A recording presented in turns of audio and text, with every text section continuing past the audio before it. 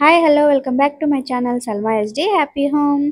ఏంటి చిర్రాకు చూపిస్తున్నాను అనుకుంటున్నారా? ఈరోజు రెసిపీ చిర్రాకేనండి.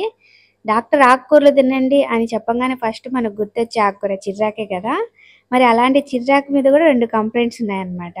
అదే ఎంత ఆకు వేసినా ఉడికితే కొద్దిగా అవుతుంది అని, వండితే ముద్దగా వస్తుంది, పొడి పొడిగా రావట్లేదు అని. ఇప్పుడు ఆ 2 ఇదయ్యేలాగా నేను ఈ రెసిపీ చేస్తున్నాను. ఆకుకూరలు అయితే ఒలిచేసుకుందాము. చేసుకున్న తర్వాత తొందరగా వీడియో స్టార్ట్ చేసేద్దాము. వచ్చేసేయండి.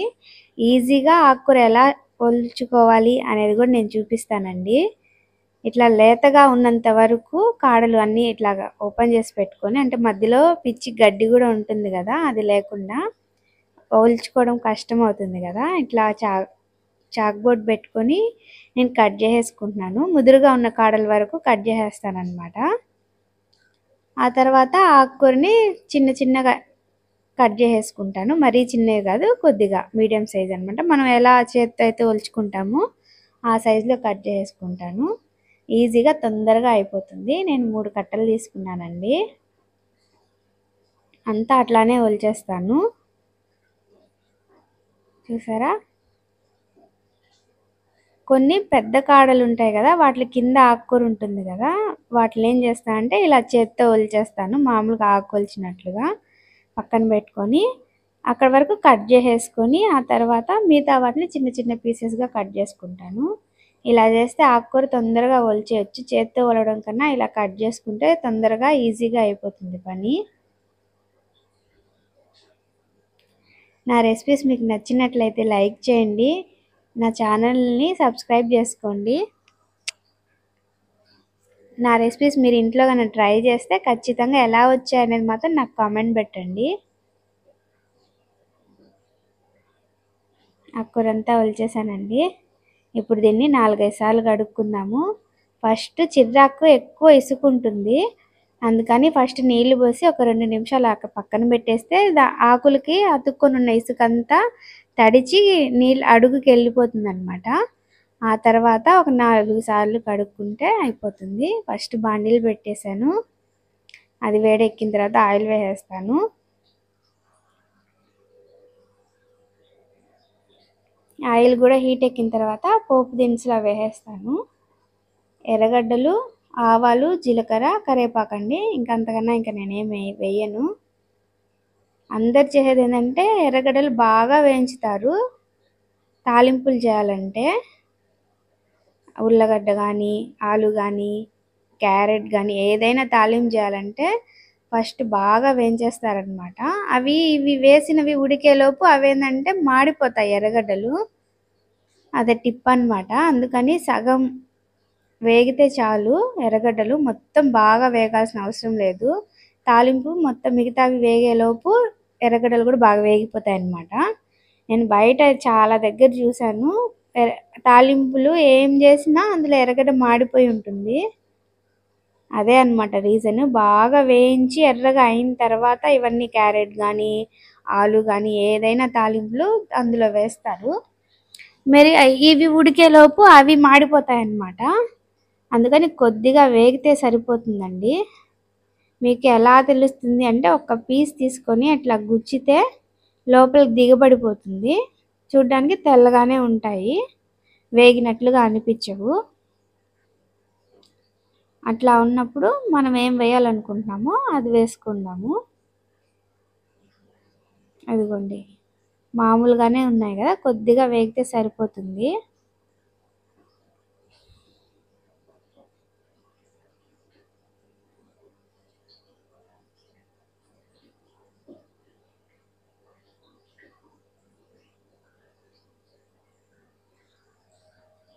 అర టీ స్పూన్ ఉప్పు వేసానండి.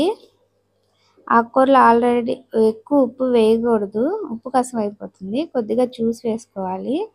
కొద్దిగా పసుపు,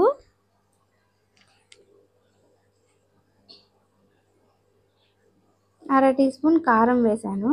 ఎక్కువ వేయొద్దు, ఎందుకంటే మళ్ళీ మధ్యలో మనం యాడ్ చేయాల్సి వస్తుంది కారము, ఉప్పు.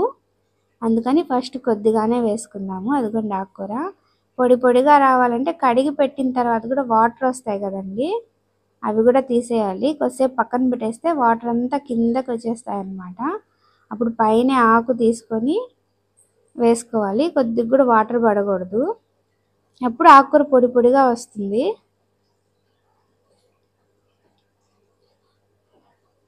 ఇప్పుడు అంతా కలిసేలాగా కలుపుకుందాము, ఆకుకూరకు కలిసేలాగా. చాలామంది ఆకుకూర వేసిన తర్వాత ఉప్పు కారము అవి వేస్తారు.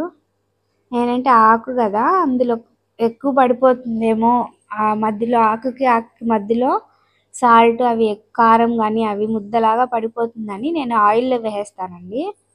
ఆయిల్ అయితే ఈక్వల్గా అంతా అవుతుంది కదా, ఆకుకూర మొత్తం పడుతుంది, అందుకని.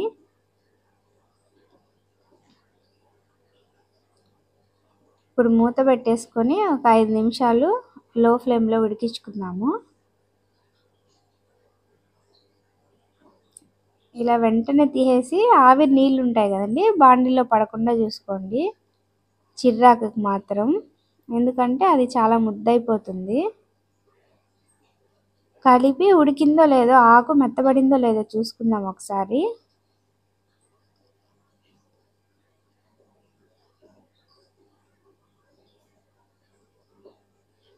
ఇంకా ఉడకలేదండి, పచ్చిగానే ఉంది కొద్దిగా. ఇంకొద్దిసేపు మూత పెట్టి మగ్గనిద్దాము.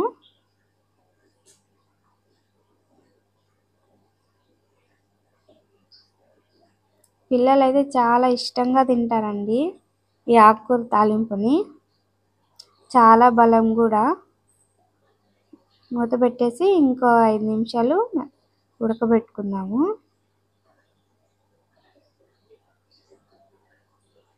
ఆ నీళ్ళు తీసేయాలండి అందులో పడకుండా.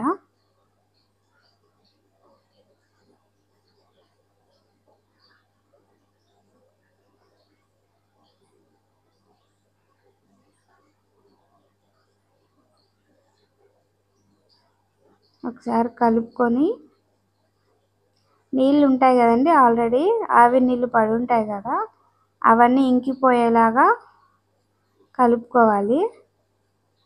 ఇంకా మూత పెట్టకూడదండి, ఆ నీళ్ళు ఆవిరయ్యేంత వరకు కొద్దిగా మంట పెట్టుకొని, పెద్ద మంట పెట్టుకొని అంతా ఈక్వల్గా స్ప్రెడ్ చేసామంటే ఆ నీళ్ళు ఆవిరైపోతాయి అన్నమాట. కొద్దిగా కొంచెం పెద్ద మంట పెట్టుకుంటే.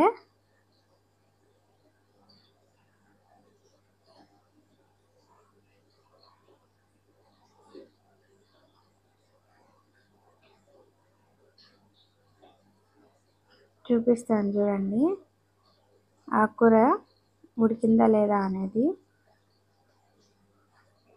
అలా ప్రెస్ చేయగానే మెత్తగా వచ్చేసింది చూడండి, ఉడికిపోయింది. ఇప్పుడు ఏంటంటే అందులో ఉన్న నీరు ఆవిరైపోయేలాగా చేసుకోవాలి.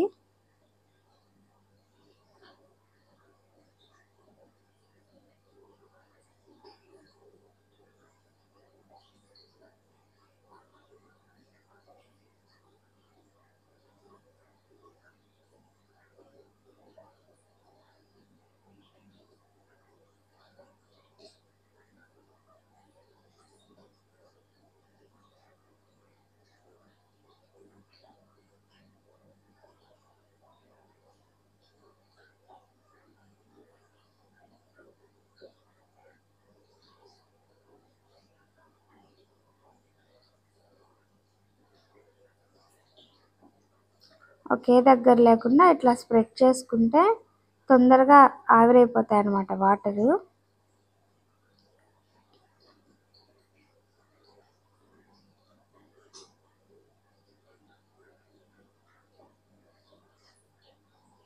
చూసారా ఎలా ఆవిరవుతుంటాయో వాటరు.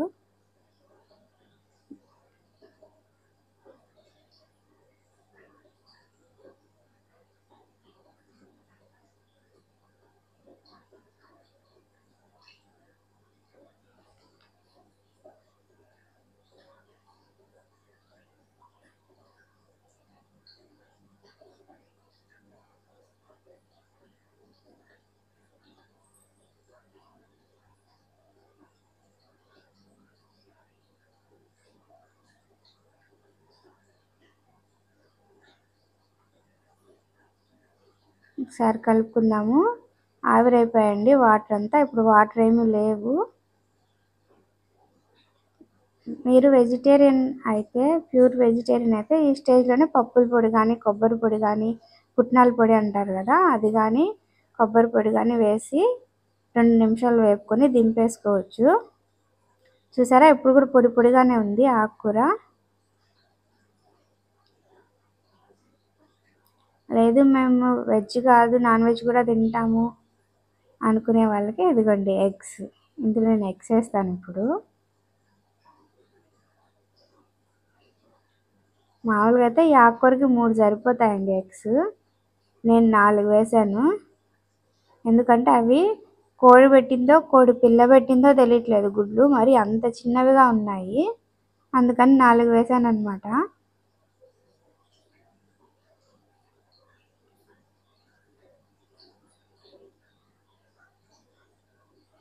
బాగా కలిపేసుకున్నాము ఆకుకూరకంతా ఎగ్ పట్టేలాగా.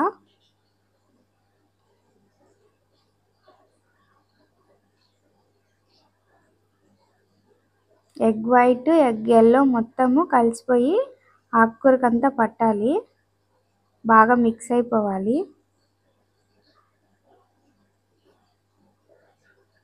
ఇప్పుడు మూత పెట్టుకుందామండి మంట తగ్గించి.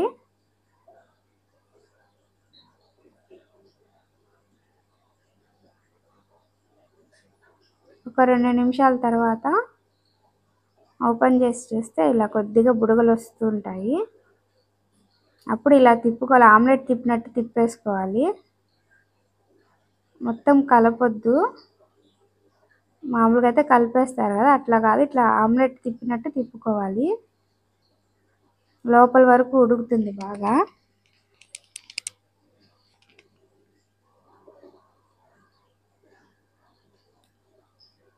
మూత పెట్టేసుకుందాము. ఇంకో 2 నిమిషాల తర్వాత తీసి ఇప్పుడు మామూలుగా పొరుటు ఎలా చేస్తామో అట్లా చేయాలండి. చిన్న చిన్న పీసెస్ లాగా చేసేయాలి.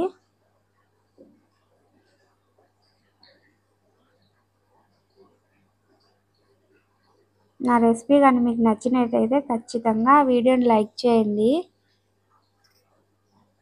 చాలా అంటే చాలా బాగుంటుందండి, పిల్లలు చాలా ఇష్టంగా తింటారు. ఈ రెసిపీ చాలా బలం కూడా. అంటారు కదా ఎగ్ ఉడకబెట్టి తింటేనే బలం అని, అట్లా ఏం లేదండి. ఎగ్ ఏ రూపంలో తీసుకున్నా అందులో ఉండే ప్రోటీన్స్ మన బాడీకి అందుతాయి. ఉడకబెట్టిన గుడ్లు చాలామంది పిల్లలు ఇష్టపడరు కదా, మా ఇంట్లో మా పిల్లలు కూడా ఇష్టపడరు, అది ఒకలాగా ఉంటుంది వద్దు అని. నేను ఇలా చేసి పెడితే కడుపు నిండా అన్నం తింటారు. ఒకటి ఈ ఆకుకూర తాలింపే అన్నంలో కలిపి తినిపించేసేయచ్చు, వాళ్ళకి ఇష్టంగా తింటారు, టేస్ట్ చాలా బాగుంటుంది. నా ఛానల్ని తప్పకుండా సబ్స్క్రైబ్ చేసుకోండి. ఇప్పుడు ఉప్పు కారం చూసుకోండి. నేను చెప్పాను కదా మళ్ళీ వేస్తాము, ఎక్కువ వేయొద్దు అని, ఇప్పుడు వేస్తామన్నమాట. ఇది ఇంకా రోస్ట్ చేస్తే టేస్ట్ ఇంకా చాలా బాగుంటుంది, కానీ అంత రోస్ట్ చేస్తే చాలామంది ఇష్టపడరు కదా. కారం ఒక 1/2 టీ స్పూన్ వేస్తున్నానండి.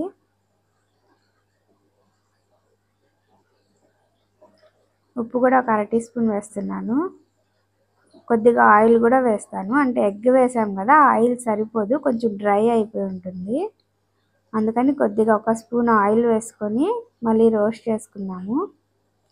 బెండకాయ ఫ్రై ఎలా అయితే ఎక్కువ రోస్ట్ చేస్తే ఎలా తింటారో కొంతమందికి ఇష్టం ఉండదు కదా మరి బాగా రోస్ట్ చేయడము, అట్లాగే అన్నమాట. ఇది బాగా రోస్ట్ చేసినా కూడా సూపర్గా ఉంటుంది, కానీ అందరు తినరు కాబట్టి మామూలుగా రోస్ట్ చేస్తారు.